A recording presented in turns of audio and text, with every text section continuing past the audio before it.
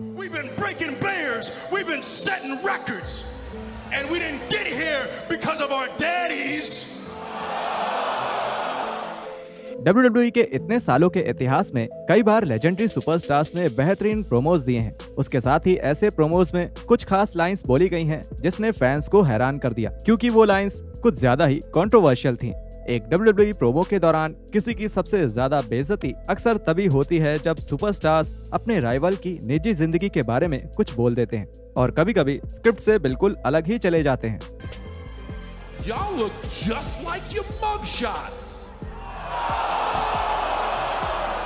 How was it getting arrested? इसके अलावा कभी कभी फैंस भी सुपरस्टार्स की टांग खींचते हैं। पिछले कई सालों में बहुत सारे क्रिएटिव और बहुत ज्यादा बेइज्जत कर देने वाले फैन चैंट्स रहे हैं जिसने सुपरस्टार्स को ही हैरान कर दिया। लेकिन ऐसा कब कब हुआ था?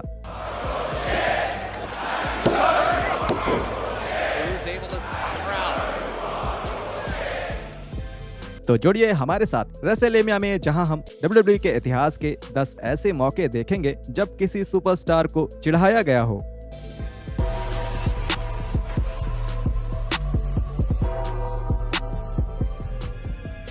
उससे पहले ऐसे ही डेली रेसलिंग वीडियोस के लिए हमारे चैनल को सब्सक्राइब करके नोटिफिकेशन बेल दबाना ना भूलें और एक्सक्लूसिव लिस्ट के लिए हमें फेसबुक पर फॉलो करें। You forgot Jason Jordan. That's no big deal. For years, Kurt kind of forgot about him too. Number 10, please retire. Fans की तरफ से प्लीज रिटायर का शोर जो 2015 के बाद से बिग शो के लिए बोला जा रहा था, वो बेशक WWE के नए जमाने की सबसे बड़ी बेइज्जती में शामिल है। ये शोर तब शुरू हुआ जब बिग शो का रोमन रेंस के साथ एक झगड़ा शुरू हुआ। फैंस बिग शो और रेंस का झगड़ा नहीं देखना चाहते थे और इसलिए वो पूरी तरह बिग शो पर हावी हो गए और प्लीज रिटायर चिल्लाने लगे।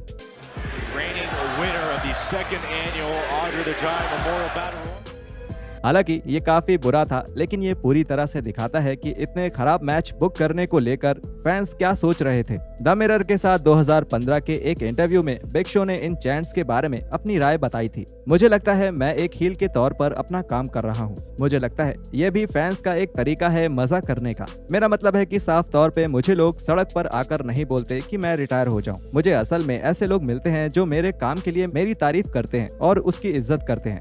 मुझे लगता है लोग बस मजे कर रहे होते हैं और जब भी वो ऐसा बोलेंगे तो मैं रिएक्ट करूंगा और उनका मनोरंजन करूंगा और उन्हें बताऊंगा कि मैं कहीं नहीं जा रहा। मैं एक बुरा आदमी बनूंगा और उस हिसाब से रिएक्ट भी करूंगा। Number 9, Chris Jericho owns Stephanie McMahon. 2001 के समरस्लैम में सबसे बड़े मैचों में से एक था क्रिस जेरिको वर्सेस राइनो। ये मैच इन्वेजन स्टोरी लाइन के दौरान हो रहा था जिसमें जेरिको WWE की तरफ से थे और राइनो WCW और ECW की तरफ से लड़ रहे थे। इस मैच के बिल्डअप के दौरान रॉ के इतिहास के सबसे बेहतरीन प्रोमो देखने को मिले। राइनो स्टेफनी के साथ रिंग में मौजूद थे और जेरिको अपने समरस्लैम के ओपोनेंट से बात करने स्टेज पर आए। जेरिको ने कहा, I'm gonna take care of that smelly, nasty animal, and I'm gonna get you too, Rhino. Jericho की इस बात पर फैंस पागल हो गए क्योंकि ये सच में उम्मीद से परे था और बहुत चालाकी भरा कमेंट था। जिस तरह से स्टेफनी बिल्कुल हैरानी के साथ उनको देख रही थी, उससे ये पल और भी बेहतर हो गया। Number 8, what would your father think.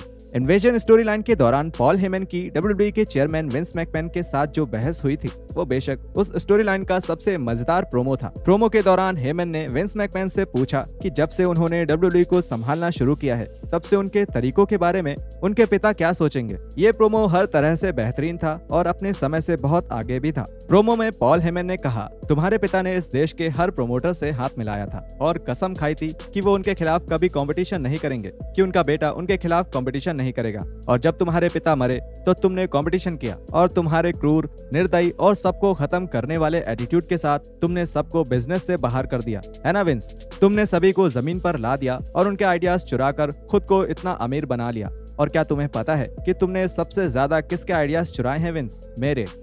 तुम्हारे पास कुछ नहीं है, तुम्हारे पास जो है वो मेरे आइडियाज हैं और तुमने मेरी जिंदगी, मेरा पैसा और मेरी शोहरत मुझसे चुरा ली। 2020 में इनसाइड द रोप्स के साथ एक इंटरव्यू में हेमन के मुताबिक विंस ने उन्हें जो भी कहना है उसकी पूरी छूट दी थी और वो कुछ भी कह सकते थे। हेमन ने बताया, ये उनकी बदौलत हुआ, मैं उनको इसका बहुत श्रेय देता हूँ। मैं आधे दिन के बाद विंस के पास गया और कहा, To his credit, I'll give him a ton of credit. I went up to Vince halfway through the day and I said, do you even want to know what I'm, some of the shit I want to say to you? And he went, nope, draw me money, Okay, are you going to say anything back to me? No, just draw me money, And, so we were in Gorilla, and I was about to go out to cut the promo, and I looked over at Vince, who's eating a protein bar, and I said, hey, you sure you don't want to know anything I'm going to say here? Some of this shit's real heavy. Will it draw me money? Yeah. It'll get a lot of attention, Vince, that I promise you. It's the go-home show, goddammit. Bring it. Yes, sir, Captain. I'm on my way. Number 7, John Cena verbally owns Roman Reigns.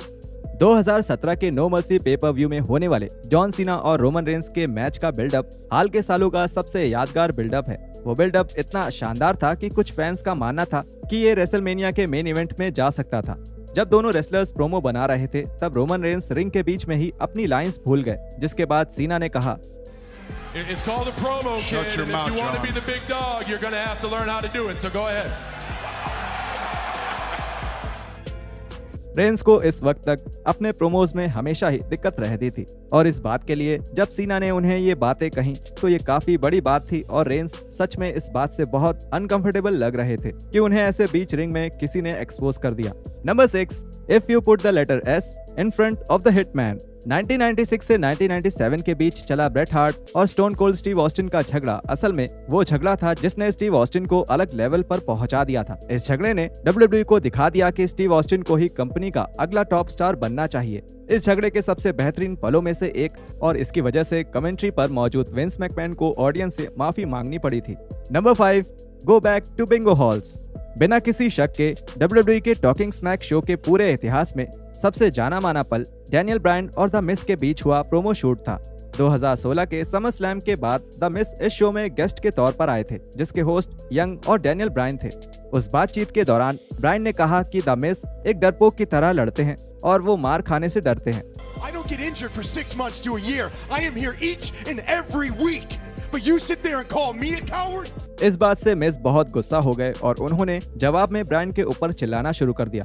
Miss ने कहा कि Brian को WWE छोड़ देना चाहिए और independent circuit में जाकर रेसलिंग कर।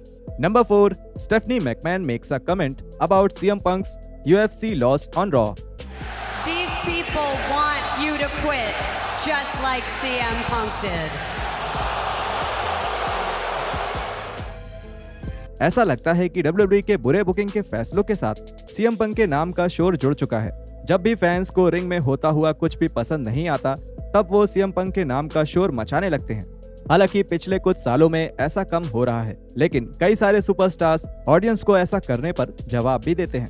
I tried to get him here. I'm sorry. He didn't want to show up. 26 दिसंबर 2016 के रॉ के एडिशन में स्टेफनी एक प्रोमो के लिए रिंग में आई थी और कुछ ही देर में ऑडियंस ने CM Punk के चैंट से उन्हें परेशान करना शुरू कर दिया। इस शोर का जवाब देते हुए स्टेफनी ने कहा, So if you guys could keep that up for about 2 minutes and 15 seconds, you'd last 1 second longer than Punk did. ये बात सीधे पंक के लिए बोली गई थी, जो कुछ महीनों पहले UFC के अपने पहले मैच में 2 मिनट और कुछ सेकंड्स में ही हार गए थे। स्टेफनी की ये बात इतनी शानदार थी कि लोगों ने सच में पंक के साथ नाम का शोर मचाना बंद कर दिया और स्टेफनी के प्रोमो पर ध्यान देने लगे। Number 3, John Cena calls out the rock for having his promo on his rest. WrestleMania 28 में हुआ जॉन सीना और द रॉक का मैच WWE के इतिहास के सबसे बड़े मैचेस में से एक था। इन दोनों आइकन्स के मैच को किसी खास बिल्डअप की जरूरत नहीं थी, क्योंकि इस मैच ने खुद का बिल्डअप खुद ही कर लिया था। लेकिन फिर WWE ने इस मैच के बिल्डअप में जान झोंक दी। दोनों रेसलर्स के कुछ प्रोमोज बेहतरीन थे और उन प्रोमोज के दौरान दोनों सुपरस्टार्स ने कुछ ऐसी भी बातें बोली थी जिससे इन्होंने एक दूसरे को नाराज कर दिया था। You know what? Vince is probably going to find me for this one, but the only reason he came back in the first place was to promote Fast 5 and launch his Twitter account. इनमें से सबसे यादगार promo 27 फरवरी 2017 के raw के addition में बनाया गया था। सीना रिंग में द रॉक के सामने आए और उन्हें बताया कि उन्हें दुनिया में सबसे फेमस होने के लिए इज्जत और वफादारी जैसे शब्दों की जरूरत नहीं। Just like I don't need my notes for my promo on my wrist. Nice tattoo.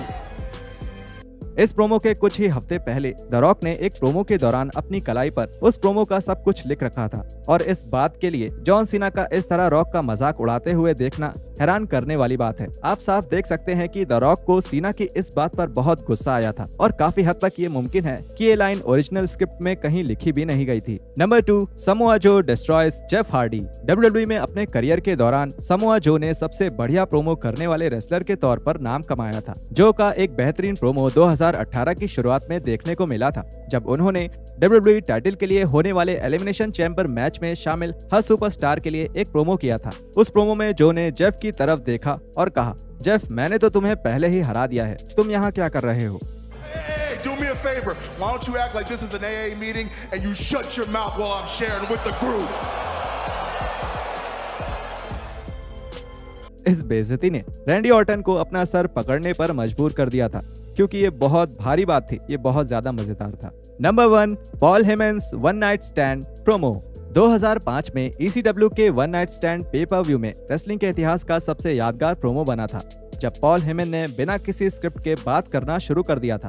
हेमन ने अपनी नजर WWE के चुने हुए रोस्टर के मेंबर्स पर डाली जो बालकनी में खड़े थे। हेमन ने एज से शुरुआत की और सभी को अपनी बीवियों को छुपाने के लिए बोला। ये बात एज और लीटा के अफेयर से जुड़ी थी जो कुछ ही महीने पहले बाहर आया था। हेमन ने फिर अपना ध्यान JBL की तरफ किया और रेसलिंग प्रोमो की अब तक की सबसे यादगार लाइन बोली। हेमन ने कहा, The only reason you were WWE champion for a year is because Triple H didn't want to work Tuesday. ये सच में एक यादगार पल था और वहाँ मौजूद किसी को भी यकीन नहीं हो पा रहा था कि हेमन ने ऐसा कुछ बोला। आप ये भी देख सकते हैं कि JBL इसके लिए तैयार भी नहीं थे, क्योंकि उनके पास इस बात का कोई जवाब नहीं था। और यहाँ खत्म होते हैं WWE के इतिहास के 10 सबसे खतरनाक बर्न्स। वीडियो कैसी लगी नीचे कमेंट करके हमें जरूर बताएं और हम मिलते हैं आपसे अगली वीडियो में ऐसे ही कुछ और रेसलिंग कंटेंट के साथ।